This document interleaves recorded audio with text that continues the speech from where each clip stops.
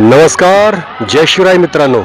मैं मराठा रामनारायण और पिछली वीडियो में हमने दिखाया था सातारा के कुछ किसान भाइयों को। देखिए महाराष्ट्र में खेती के बारे में क्या बोलते हैं, क्या क्या खेती करते हैं। 10 एकड़ में गन्ना, केले, हल्दी जी और स्ट्रॉबेरी की खेती करता हूं। अगर मैं नर्सरी बनाऊं उसी गन्ने से तो 9 क्विंटल गन्ने से 1 एकड़ खेत लग जाएगा। और जो बचा हुआ जो गन्ने का ये आग निकाल के बचा हुआ जो गन्ने का जो भाग है वो पशु के लिए खाद के रूप में हम इस्तेमाल करते हैं। हाँ जी, हाँ जी। मतलब वेस्ट इसमें कुछ नहीं। और ये फायदेमंद है इसलिए कि ये पूरा जर्मिनेशन हो गया है। गन्ना लगाने के बाद कितना जर्मिनेशन है कितना नहीं लगा तो फिर बाद में उसकी गैप फिलिंग करनी पड़ती है। अगर हम इस तरह की नवीनीकरण तरीके से जो खेती करते हैं तो किसान को बहुत ज्यादा लाभ होने वाला है। परंपरागत खेती का और नवीन खेती में कितना अंतर मिला। और ये सातारा से आए हुए हमारे विशाल साहब और अपने भाई साहब डॉक्टर जी, तो आज हम खड़े हैं हरियाणा के पानीपत जिले के लोहारी गांव में। और आज हमारे मध्य में है सनी का इधर 60 एकड़ की खुद की जमीन है और प्लस में ये ठेके पर भी कुछ खेत को ले लेते हैं 1 साल के लिए, 2 साल या 3 साल के लिए। तो आज जानेंगे हम कि हरियाणा में जो गन्ना है, जो आप देख रहे हो, ये साइड में देखिए ना आप एक बार, ये जो गन्ना है हरियाणा में किस तरह इसको उगाते हैं, कितनी इसकी उपज होती है और कितना इससे मुनाफा ले पाता है किसान। तो हमने पिछली वीडियो में सातारा के अपने पिसाल भाई के खेत के बारे में जो जानकारी दी थी, और आज हम लेने वाले हैं युवा किसान है सनी। अभी जैसा 1 एकड़ खेत है, इसमें लगभग 1 साल के बाद कितना जो गन्ना रहता, कितने क्विंटल तक निकलाता हो। जो पहली बार का गन्ना होता है उसमें 400 से या 450 निकलता है, और जो दूसरी बार का होता है उसमें उसकी जो क्विंटल है वो 500 या 550 हो जाती है। पहली बार में कम निकलता है गन्ना इसमें। और कितने साल तक चलता है गन्ने की खेती? ये 3 साल तक चल जाता है। तो दोस्तों हरियाणा में जैसे रहता है कि 3 साल तक खेती गन्ने की रहती है। पहले साल एवरेज कम रहती है, दूसरे साल उत्पादन बढ़ जाता है।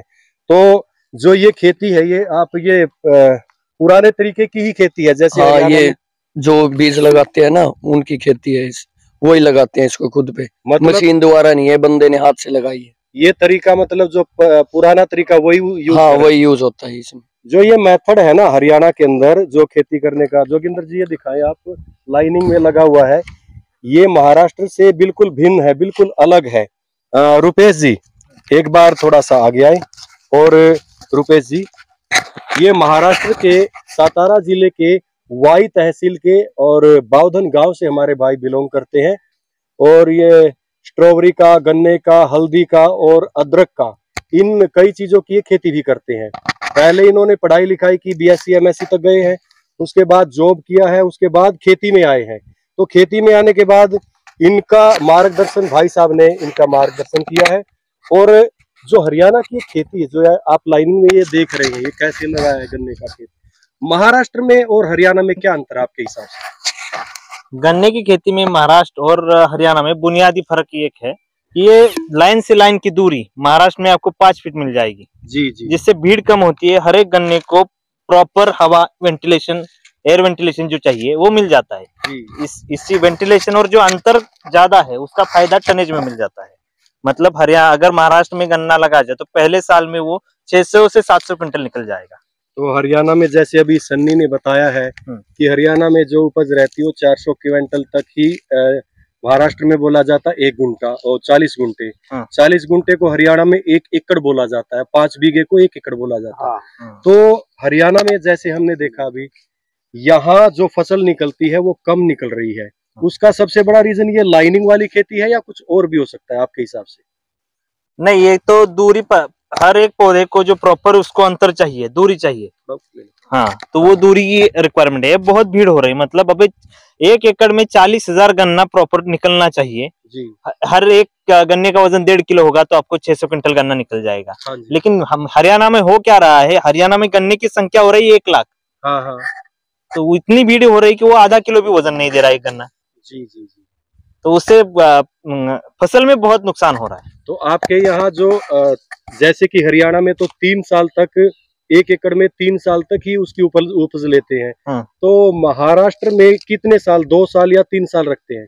नहीं, 2 साल 3 साल, कुछ किसान हाँ 2 साल 5 साल तक भी रखते हैं। अच्छा, 5 साल फर्स्ट टाइम अगर गन्ना लगाया जाए तो उसकी एवरेज 600 से 600 या 700 क्विंटल तक निकल जाएगी। और जो हरियाणा में मुड्डा बोलते दूसरे सेकंड ईयर वाला, उसको सेकेंड ईयर थोड़ी वहाँ फसल मतलब उत्पाद गिरता है, 500 से 550 क्विंटल तक आ जाएगा। अच्छा अच्छा। और जो तीसरे साल वाला रहेगा वो उतना ही, मतलब जो दूसरा तीसरा साल एक ही मतलब 500 से 550 क्विंटल के लगभग उत्पाद निकलेगा। यानी हमारा हरियाणा में देखा जाए तो सन्नी अब की बार जैसे 1 एकड़ में कितना हमें वो मिलता है, जैसे 1.5 लाख 1 लाख कितने तक रहता है ये कम 1,25,000 30,000 तक का निकल जाएगा। तो खर्चा पानी निकाल के 1 लाख रुपए तक बच जाएगा बचत का। हाँ, बचत का हो देखो जाएगा। अभी जो बात आई ना, ये 12 या 13 महीने में निकलता है एक हाँ। फसल है ना। एक फसल किसान को 12-13 महीने में ये कंप्लीट होती है और उसमें 1.25 लाख 1,30,000 तक का ये गन्ना बिक जाता है। परंतु जो मार्जिन होता है, लेबर का खर्च भी हरियाणा के अंदर जो लेबर का खर्च होता है वो किसान को ही उठाना पड़ता है। जैसे अभी वो लेबर लगी हुई है पीछे, वो पीछे लेबर लगी हुई है, तो उसका रहने का, उसके जो भी खाने का पीने का सब कुछ वो हमें देना, वो किसान गैस सिलेंडर वगैरह सब कुछ हम ही देते हैं उनको। तो इससे क्या होता है कि ये 70 रुपए क्विंटल ले रहे हैं, 70 रुपए। हाँ। तो जो ये लेबर रहती है हरियाणा के अंदर, तो हरियाणा के अंदर जो लेबर है वो 50 से लेके 60 रुपए क्विंटल तक उसको हमें पैसा देना पड़ता है। खर्च रहता है किसान को गन्ने को कटाई और लोड करने तक का। तो दोस्तों ये हुआ फर्क। और जो महाराष्ट्र के अंदर जो लेबर का खर्च है, जो गन्ने को कटाई और शुगर मिल तक लेके जाने का जो खर्च है, वो किसान देता है या शुगर मिल वाले देते हैं? महाराष्ट्र में ये शुगर मिल का मतलब जो है वो अलग है। एक तो कॉर्पोरेशन शुगर मिल मतलब सहकारी जो होते हैं, किसान ही मालिक है शुगर मिल का, और अभी नया तक प्राइवेट भी शुगर मिल हुई है। लेकिन गन्ने का तोड़ना ढुलाई खर्चा सब फैक्ट्री को ही करता है, किसान को कुछ करना नहीं है। किसान को सिर्फ अपने खेत तक रास्ता बनाने का है, ट्रैक्टर सब शुगर मिल वालों का ही होगा। तो इसमें अगर देखो सारा जितने हमने बात की है, उस मुलाकात का सारांश एक ही आता है कि टोटल महाराष्ट्र में 1 एकड़ में किसान को कितना पैसा मिल जाता मुनाफे के तौर पे। अभी इस साल का ही पकड़ लीजिए, अगर ये पहली फसल है तो 700 क्विंटल उत्पाद निकला, तो या इस बार किसान को 3,000 रुपए पर टन मतलब 300 रुपए प्रति क्विंटल से मिल रहा है। तो लगभग 2 से 2,10,000 के बीच हो जाते हैं। खर्चा निकाल के 1,80,000 तक बचत है। यानी कि सीधा देखा जाए तो हरियाणा में जो गन्ने का हरियाणा के अंदर जो गन्ने की फसल है उसमें और महाराष्ट्र की गन्ने की फसल में उसके मार्जिन में, उसके उत्पादन में कम से कम 80,000 तक का अंतर है। यानी मुनाफा महाराष्ट्र के किसान को कुछ ज्यादा है। उसकी जो नवीन तकनीक है और शुगर मिल की तरफ से भी उसको काफी सपोर्ट है लेबर का, जो तोड़ने का जो रहता है और गन्ने को लोड करने का रहता है। तो यही अंतर है दोस्तों। आज हम पहुंचे हैं गांव लोहारी में, और जो हमने पिछली वीडियो बनाई थी वह वीडियो थी महाराष्ट्र के सातारा जिले के बावधन गांव की। तो आज हम खड़े हैं गांव लोहारी में, और ये हमारे साथ युवा बिल्कुल नए किसान हैं जो पढ़ लिख के खेती में ही आना इन्होंने अच्छा समझा। तो रुपेश जी, हरियाणा और महाराष्ट्र की जो खेती में जो अंतर है, या मिट्टी में अंतर है या खेती करने के तरीके में अंतर है, वो थोड़ा सा बताएं। और जो तरीका है उन्नत खेती हम किस प्रकार से कर सकते हैं, उसके ऊपर 2 विचार रखिए थोड़ा। अगर गन्ने की खेती का हम विचार करें तो बुनियादी फर्क है महाराष्ट्र और हरियाणा में। गन्ने की खेती करने में बुनियादी फर्क ये है कि यहाँ के किसान अभी भी परंपरागत तरीके से ही खेती करते हैं। हाँ जी, हाँ जी। अभी ये बुनियाद के तौर पे बताया जाए तो लाइन से लाइन की दूरी ये मैटर करती है गन्ने में ज्यादा। ये महाराष्ट्र में 5 फीट रहती है और यहाँ रहती है 3 फीट। तो 5 फीट रहने का फायदा ये है कि इंटर कल्टीवेशन जो लेबर हम ट्रैक्टर से कर सकते हैं, निराई गुड़ाई ट्रैक्टर से हो जाती है, तो लेबर की जरूरत बहुत कम हो जाती है। और रही बात फर्टिगेशन मतलब जो आपका पानी देने का तरीका है, तो ड्रिप फर्टिगेशन से अगर गन्ना हो जाए तो उत्पाद आपका 25% और बढ़ सकता है। मतलब मेरे जिलों में 140 टन मतलब 1400 क्विंटल पर एकड़ निकाले हुए किसान भी है ड्रिप पर खेती करके। ये तरीका है।